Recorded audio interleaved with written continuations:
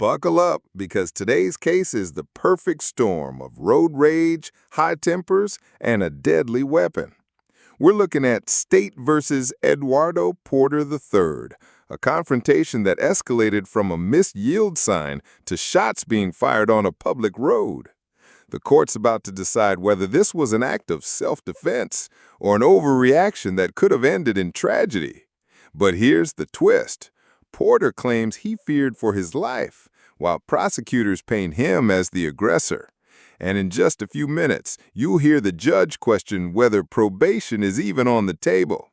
Stick around. You're going to want to hear the moment when Porter admits to firing that Who's the prosecutor on this? Who's the prosecutor on Porter? It's a PSI? For trial division. Okay.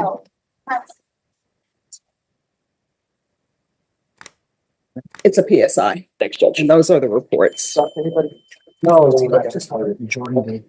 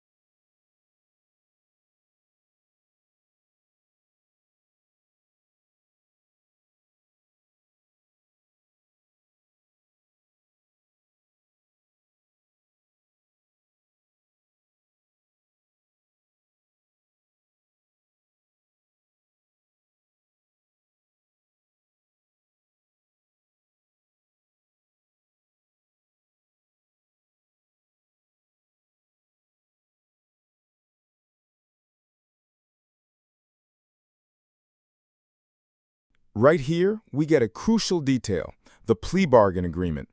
Porter pled no contest to 2 counts, which means he isn't admitting guilt but accepts the punishment as if convicted.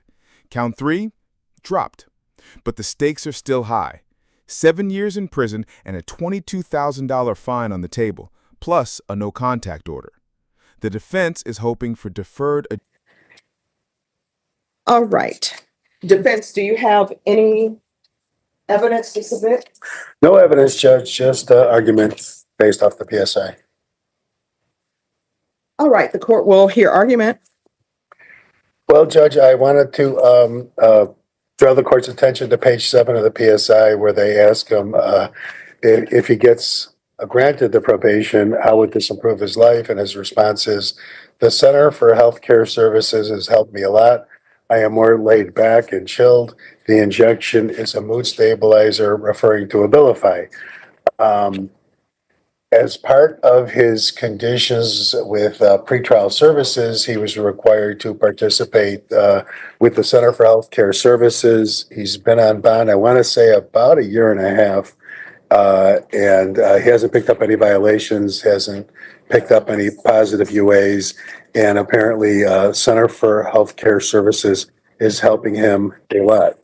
With respect to the TAP evaluation, I see that there's no major drug problem, no drug problem at all, almost no drug history. And with respect to priors, he's never been in prison, never been in jail. He's had a couple of cases that have all been dismissed. And I was going to mention something else about the drug history, but I can't remember. That being said, since it is a silent offer, we'd ask the court to go ahead and grant his application for deferred. I see here that they're recommending he continue working with the Center for Healthcare Services, anger management, aggressive driving, field visits, and UAs for the first 60 days, once a week, I believe. So we would ask the court to go ahead and grant this application for deferred. All right, so here's the court's question, and maybe, counsel, you can help me, or maybe your client can help me with this question. This is, maybe it's a road rage, maybe it's not, but what I see here is that the complainant, in the stipulations, it says, complainant explained that he was driving his white Ram truck and was exiting the highway. He said that he did not see traffic approaching his direction and did not yield when he exited. Complainant told me that he heard a vehicle honking behind him. Complainant described that he took a left turn onto Avenue E and the defendant followed him. Complainant stated that he was traveling southbound and the defendant drove his respective vehicle to the right of him. Complainant described that both vehicles and the defendant was apparently upset at him. Complainant told me that the defendant was upset and cussing at him for not yielding or using turn signal when he exited the highway. Complainant said that throughout the argument, they were both upset and cussing at each other. Complainant explained that defendant drove forward, cut him off, and stopped in front of his truck. Complainant said that he got out of his truck and told the defendant to move his car. Complainant described that he was on the driver's side of the defendant's vehicle and was arguing with him because he blocked him in. Complainant told me that the defendant retrieved a gun from his glove compartment. Complainant explained that the gun was in the defendant's right hand at that time. He said he did not point it at him, but the complainant got back inside of his truck and attempted to leave, but then he cut him off again. Complainant explained that they were zigging and zagging on the street, and complainant was able to go around the defendant. And the complainant said that as he passed the defendant, he heard a shot, and there was a bullet hole. The officers find a bullet hole in the right rear passenger side of the complainant's truck. This is where the courtroom tension spikes. The judge reads out the complainant's version, and it's textbook road rage. Two drivers, both angry, escalating with verbal exchanges, blocking each other, and ultimately, a gun being pulled. The detail that officers found an actual bullet hole in the complainant's truck, that's devastating for the defense. Whether or not Porter intended to hit him, So I don't understand why I should grant him deferred. This is somebody, I know you're saying that there may be mental health issues, but I don't understand how a failure to yield results in shots being fired. And of course, Judge, we have the complaining witnesses version. Mr. Porter's version is a little bit different, but even if we go with the complaining witnesses version, the court pointed out there's a lot of back and forth. There was a lot of opportunities for both sides to just chill, drive a different direction, let the other person in. So, But the complainant said he was blocking him in. well, I'll ask Mr. Porter to be sworn in so we can give All right, his you want to raise version. your right hand? Do you solemnly swear or affirm the testimony you give will be the truth and nothing but the truth, so help you God? Yes, All right, you can lower your hand, state your name for the record. Eduardo Porter the third. All right, you may proceed. When you came into my office, do you recall coming into my office to discuss this case? Yes, And you explained to the court what you explained to me about the driving pattern. I drove around him to go ahead because I was against traffic, in the lane against traffic, so I was trying to go around and go straight. But he also accelerated too, so that's when I started thinking he's gonna hit my car. So I braked him, so him trying to go around me. And I started getting scared for my life because I'm in a small Mitsubishi Mirage and he's in a big Ram 1500, so I thought it was gonna run me off the road.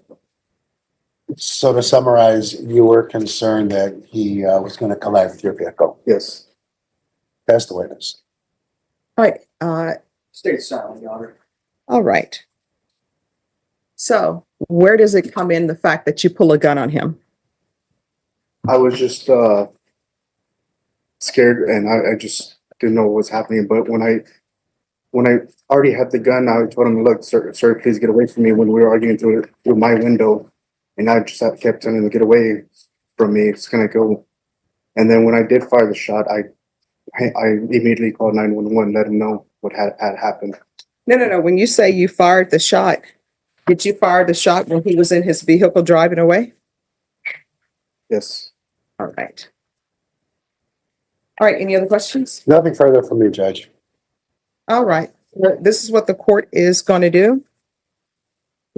In counts 1 and counts 2, the court will find you guilty. The court will sentence you to 3 years in the prison in each count. The court will give you credit for any time served. There's an affirmative finding of deadly weapon in each count. There's to be no contact with Brandon Taylor or Jennifer Hollins, and there's to be restitution, if any, to Brandon Taylor. Did you review the document entitled Trial Court Certification of Defendant's Rights to Appeal with your attorney? Did you understand it and sign it? Yes, sir. Because this is a plea bargaining agreement, because I followed your plea bargaining agreement, and because you waived your right to appeal, you do not have the court's permission to appeal. Because this is a felony conviction, you're not allowed to own or possess any weapons or ammunition. If you have a question over what a weapon or ammunition is, you'll need to speak to an attorney. Do you understand? And I'll ask for the therapeutic community as well. We can go off the record. Here's the thing. I understand. I mean, in the complainant admits that he didn't yield. In San Antonio, for some reason, people don't know what the yield sign means. But there's no way that this ever should have turned in you pulling out a gun. But I realized tempers were high. He's cursing at you. You're cursing at him. But you should have just let it go. And guess what? If you feel like somebody is not following the rules of the road and they're being a danger, pick up the phone, call the police. You don't go trail behind them. You understand? All right, good luck to you. So here's where we land. Eduardo Porter III will serve 3 years in prison after a road rage encounter that spiraled into gunfire. The defense's mental health and good behavior arguments couldn't outweigh the risk of violence on the road. The judge made it clear, tempers and traffic don't mix, and pulling a firearm can change your life in seconds. What do you think?